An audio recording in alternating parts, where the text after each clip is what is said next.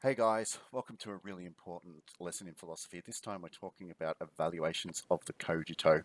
And when we talk about evaluations, we're talking about being critical and being analytical. And usually we're making statements about the validity of a theory or its usefulness or something to do with its logic. We're exploring how it works logically. Or we might also be saying positive things about it too.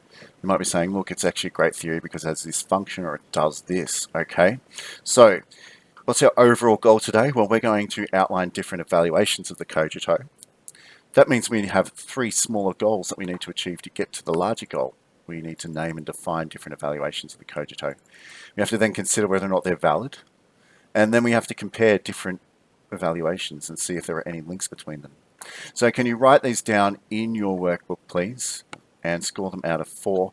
And once you've done that, have a look at this guy. See if you could do some internet research and find out who he is. And then I'm going to ask you this question. How does this guy remind you of the cogito? Once you answer that, I think you're ready to move on. Okay, now the cogito was such a major point in the development of philosophy because it was the time where philosophy had shifted towards analyzing subjective experience in order to build a foundation stone or to build a point through which we can create more broad philosophies. Before that, we were looking at lots of stuff from Aristotle. We were looking at Plato's ideas about ideal forms. We're looking at Socrates' mind-body dualism, no soul-body dualism. And we were looking at basically theories of metaphysics that had reference to external objective objects or metaphysical objects, right? But with the cogito, its core underpinning philosophy or principle would be a better word, is about how we subjectively experience the world. I think, therefore I am. So that was a radical shift in philosophy. Now, there were other points of view beforehand that were talking about a shift towards the subjective, but this was the big argument. This was the big argument that actually started getting everybody else to consider the role of subjective experience in philosophy. Okay, that's really important. Now, because it was so popular, it really did attract a lot of criticism, and we're going to go through those criticisms right now. One of the first of them was what we call the circular argument. And if you think about it, if you say, I think, therefore I am, you're kind of implying that the two things have to occur simultaneously. They must occur simultaneously in order for both to be true, according to that statement. So thinking requires your existence, but your existence requires you to think. And you've got to start asking the question, okay, well, then which came first? Where did this all start? Where did the whole process start? And that's really important because if you don't accept that things can exist simultaneously, one has to cause the other, then how can you say, I think, therefore I am, when both literally have to occur simultaneously in order for the other to occur, right? And if you reject this idea of things occurring simultaneously, then how can this circular argument actually prove anything? So I need you to take a couple of notes down about the circularity argument or the circular argument, which is a criticism of the cogito. The next one is what we would call a well-der argument. It's about tautology. Now, if I say bachelor, the definition of a bachelor is an unmarried man. But why would I say unmarried bachelor? That just doesn't make sense. The statement unmarried bachelor is just completely unnecessary because it's a tautology. The bachelor implies a man who is unmarried, okay? In this case, right, the bachelor is what we call a subject, and he implies his predicate. Now, if you remember me talking about subject-object-predicate relationships from year 11, you remember there's always a performer of an action. There's always a action, and there's always a receiver of an action. In this case, the bachelor is performing the action of being, existing, and existence implies that you have some kind of essence, right? So he would naturally have a descriptive predicate attached to him. So the bachelor is, and is another form of to be, it's just conjugated. The bachelor is unmarried is a tautological statement because the subject, the thing performing the action of being, or the is, basically implies that it is unmarried. You don't need to say unmarried bachelor. That's a tautology. So can you write down a definition for what a tautology is? And if you want another example, you could say something like educated professor.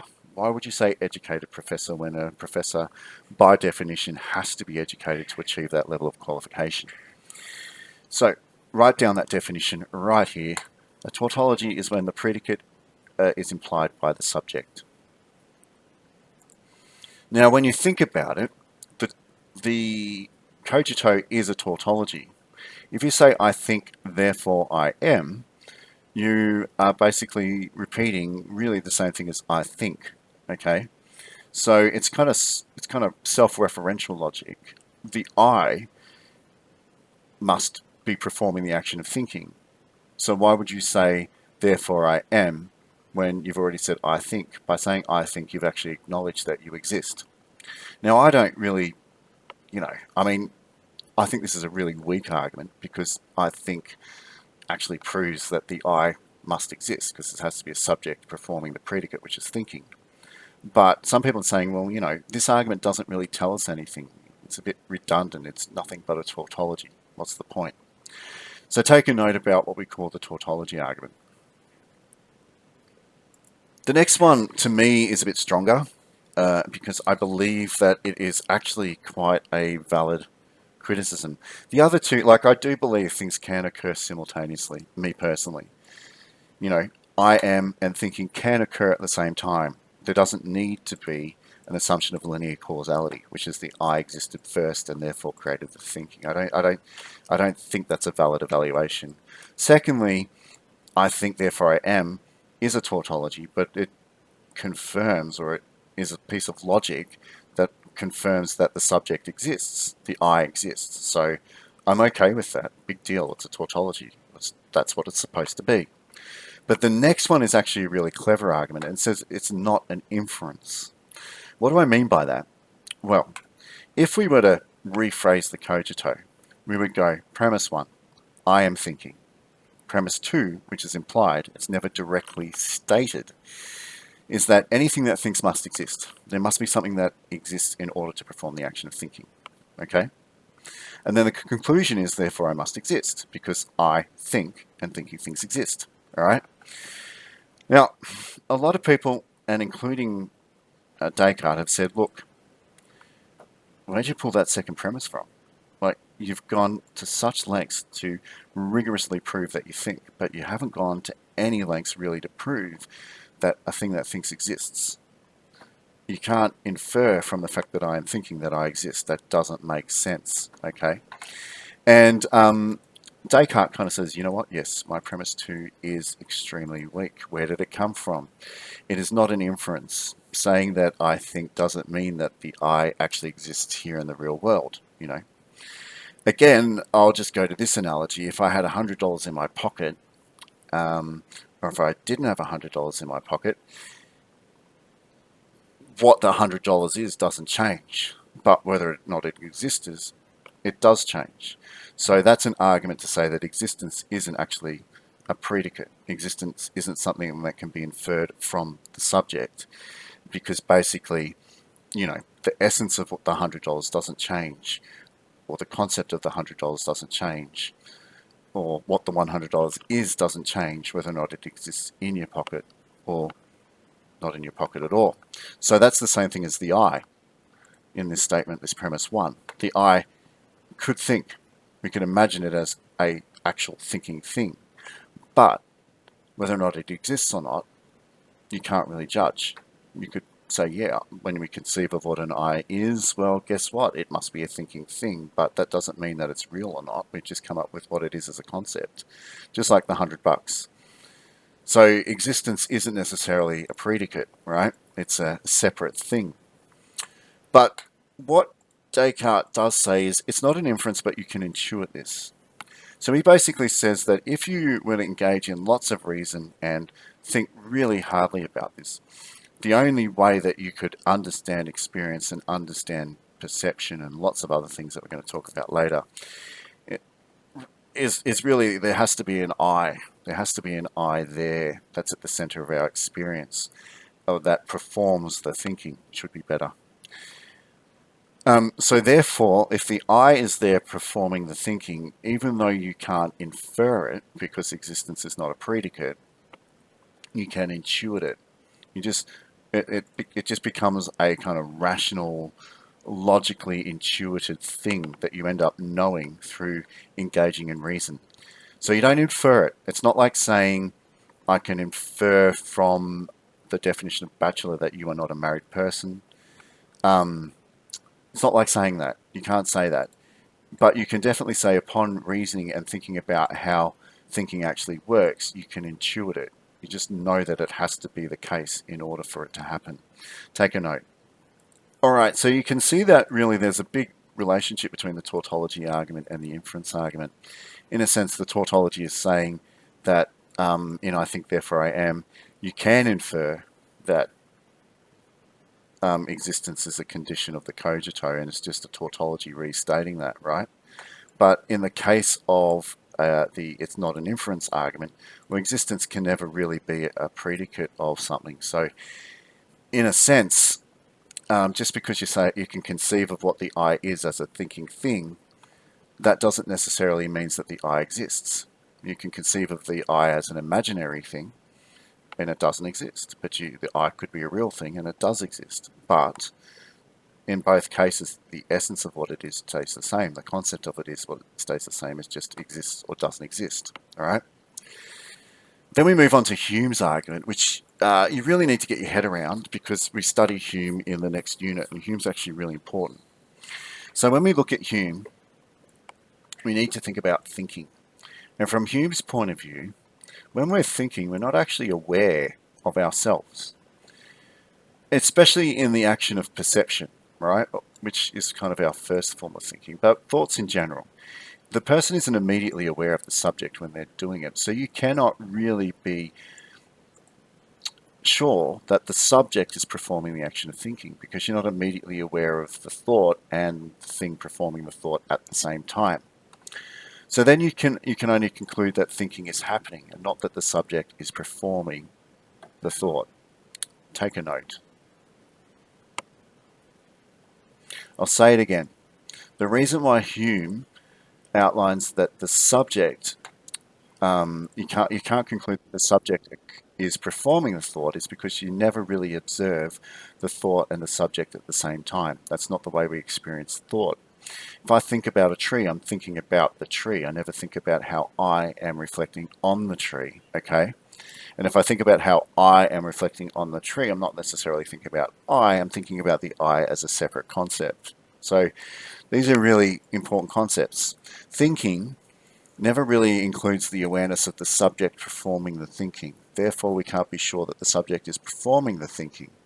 We can only be sure that thought exists. Take a note.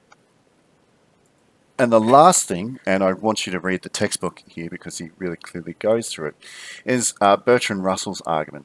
And Bertrand Russell kind of talks about the knowable self. And what he says about the self is that it's always vague. And we're going to find this out about Hume, and we're going to find this out about, to a certain extent, Locke, if we're doing both again.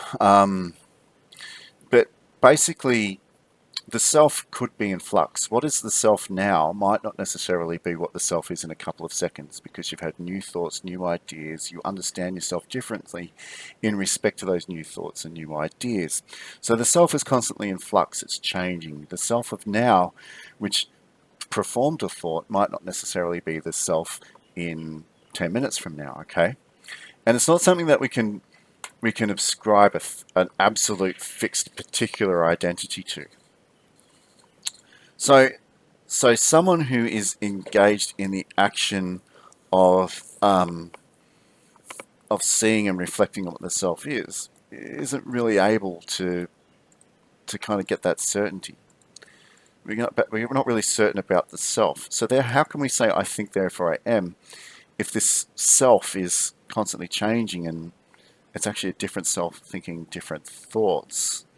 You know, we can't really know the self. So how can we be certain that the self is actually performing the action of thinking? when in actual fact there are actually many instances of the self, the many different versions of who I am now and who I will be in 20 years. The self is always in flux. Or more importantly, I'm going to be really clear, the self is vague. It's not easily known. It's hard to know because it is in flux, it is changing. So how can we know how this self is thinking? How can we know that this self is thinking? And more importantly, how can we say the self now is the same self in the future that is thinking? So when we say, I think, therefore I am, and observe it, well, really, the one that actually reflects on I think, therefore I am is reflecting on a different self in the past. So we can't kind of make these conclusions, all right? Take a note. All right, now, look, I mean, it is advised that you do read beyond the study design and think about different evaluations of the Cogito. I, for one, am a huge fan of what Kant had to say about transcendental apperception. You can look it up if you feel like it. And I'll talk to you about that because I think it's fascinating to see how you can read the Cogito from the point of view that it proves the self exists, but you can't actually conclude what the self is. That's a really good argument. And there are other things that you can really start exploring. And I'd love to know what you're reading. But for now, if you want to just stay at these arguments, that's great because this is what the textbook is outlining, and we're trying to stay as close as we can to what the textbook wants to say. So let's have a look. Okay, did we name and define different evaluations of the Cogito? Yes, we did. Did I make comments on their validity? Yes, I did. But you'll be doing that later with some exercises anyway. So that'll be part of your other work. We're going to compare different evaluations. Guess what? There's a question coming in your work where you have to do that. So, you know, you can give yourself a score later. I hope this helped, and it's really important that you kind of commit these evaluations to memory because when you're answering exam questions, you want to demonstrate that you don't just understand the theory, but you're able to perform an evaluation of its validity, of whether or not it can claim what it wanted to claim. Cheers.